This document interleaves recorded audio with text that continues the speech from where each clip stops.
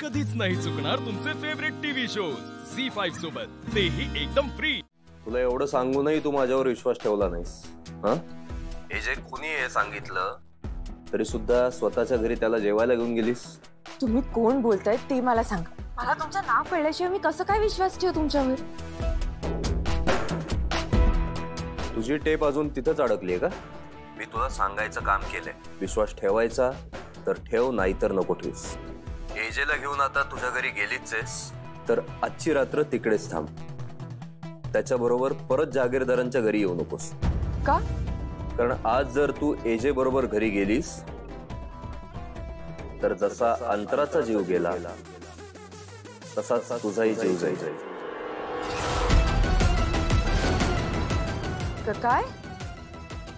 ही कसं शक्य आहे? ही जी मला का मारतील? कारण तुझ्या हाती पुरावे लागलेत। तुला फोन आणि मास्क सापडलाय आणि आता तुला पुरावे सापडल्यामुळे तुझ्या नजरेत एजेच्या प्रती संशय दिसायला लागलाय। आणि एजे ही गुन्हेगार आहे आणि गुन्हेगाराची नजर तीक्ष्ण असते, त्यामुळे तू एजेवर लक्ष ठेवू नयेस हे एजेला समजलंय। आणि म्हणूनच तुझ्या हातात आणखीन काही लागू द्यायच्या आत एजेला तुला संपवायचं। हे बघा, माझा तुमच्यावर विश्वास नाही। ठीक आहे, मग जा आणि अनुभव घे।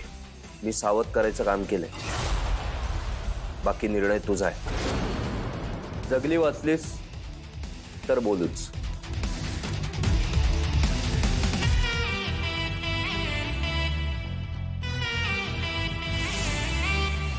एजे खरंच खुनी असतील का? मला काही करून हे शोधून काढायलाच हवं। पण आज रात्री मला परत नाही जाता येणार। मी कुठल्याही प्रकारची रिस्क नाही घेऊ शकत। एजे खूप डेंजर माणूस आहे। नाही, काही वाटेल ते करायला लागलं तरी चालेल, पण मला आज रात्री इथेच राहायला हवं।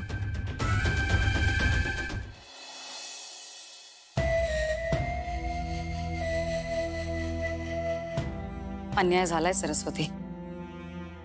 लीलामुळे श्वेतावर खूप अन्याय झालाय आणि या सगळ्यामुळे श्वेता आणि तिच्या आईला खूप धक्का पण बसलाय। बहिणी, फक्त त्या दोघींनाच धक्का नाही बसलाय, आपल्या सगळ्यांना पण किती मोठा धक्का बसलाय। तुम्हाला माहितीये, मगाशी मी 1 लिटर वॉटर 1 गो मध्ये प्यायले। सरस्वती, या धक्क्यातनं कसं सावरायचं याचा आपण मार्ग तरी शोधतोय। निदान एकमेकींसाठी आपण आहोत, पण श्वेता एकटी आहे। आता श्वेताला समजवायचं का एजेंटच्या रागासाठी तयार व्हायचं हेच कळत नाही मला। विचार करा, एजे घरी येऊन श्वेताला बघतील तेव्हा त्यांचं काय रिॲक्शन असेल? भैया, वहिनी असं बोलून नका ना टेन्शन देऊ। पण आपण टेन्शन कशाला घ्यायचंय? जे काही घडलं त्यात श्वेता आणि मावशीची काय चूक होती? तिला न्याय मिळावा असंच वाटणार ना त्यांना। बिचारीकडे दुसरा कुठला पर्याय उरला नाही म्हणून तिला इथे यावं लागलं, हेच सांगायचं एजेंना। लक्ष्मी, तुझा राग साहजिक आहे। एक बहीण म्हणून तुला तिच्याविषयी काय वाटतं हे आम्ही समजू शकतो, पण एजेंटच्या आयुष्यात ऑलरेडी खूप घडामोडी घडल्यात आणि अजूनही घडतायत। ज्या मुलीशी एजे 5 मिनिटं सुद्धा बोलू शकत नाहीत, आता तिच्या घरी गेलेत। तिथे काय काय आणि किती घडलं असेल कुणास ठाऊक। एजेंटच्या रागाचा पारा आता कुठल्या कुठे गेला असेल। त्यात आता घरी येऊन श्वेताला बघतील। लीलाचे बाबा,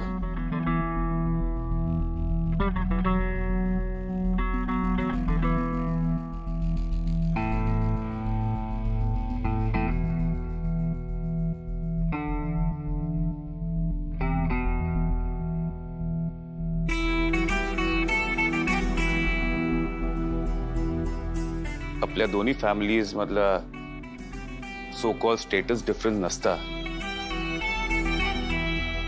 तर तुम्ही मला इथे राहायला सांगितलं असतं का?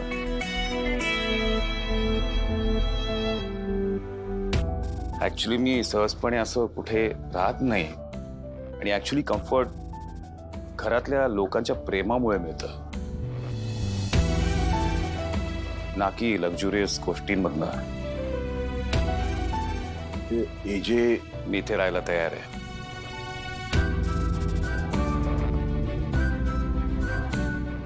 Thank you AJ. My pleasure. AJ, तुम्ही म्हणाला होतात की तुम्ही माझ्या घरी जास्त वेळ थांबणार नाही. तशी अटच होती तुमची, पण ती अटही तुम्ही मोडली. तुम्ही माझ्या कुटुंबासाठी तुमच्या सगळ्या अटी मोडल्यात.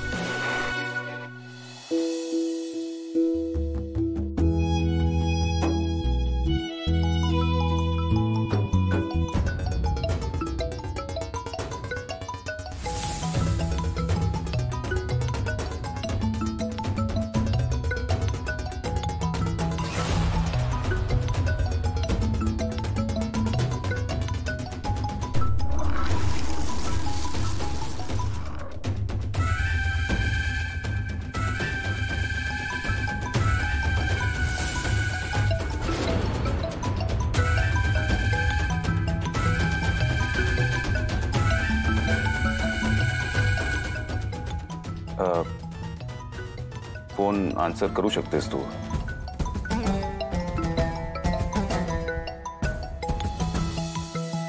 अगं काय करतेस? हे काम सोड, कळलं का? एजे राहणार आहेत ना आपल्या घरी. हा, व्यवस्था करायला नको का? तुझी खोली आवरायला सांगितली होती. नवीन चादरी, उशांचे अब्रे बदललेस ना? झालंय ना? हो, केलंय. पांघरुणं काढून ठेवलीस का? स्वच्छ धुतलेली होती ना? जरा पटापट काम करी, फोनवरचं लक्ष काढ, कळलं? तो काय चाललंय? हा, फोन मध्ये कशाला लक्ष? सांगते ना मी तुला, जा पटकन काम कर. जाते. काय ना, और पटकन.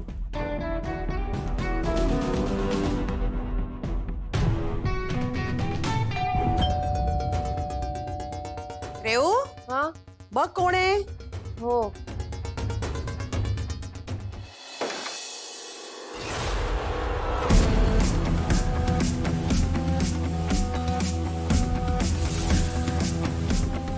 रेऊ, अगं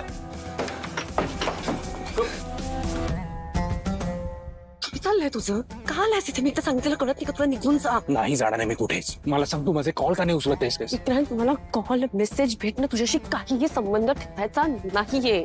तुला कळतंय का? तुला इथे लोकांनी बघितलं तर केवढा मोठा इश्यू होऊ शकतो. हे बघ, मला फरक पडत नाही. मला पडतो. विक्रांत, ही सगळी माझी घरची माणसं आहेत. यांच्यासमोर मला तमाशा नको. इथून निघून जा प्लीज. ऐक ना रेऊ, मी बोलायला आलो का इथे तुझ्याशी? मी जोपर्यंत बोलत नाही तोपर्यंत मी इथून जाणार नाही. ऐक माझं. तर तू असं का करतेस? आता आठव ना आपलं सगळं. हे बघ, मला एक chance they please. Me request करतो तुझ्या समोर. रेऊ, अगं कोण आहे?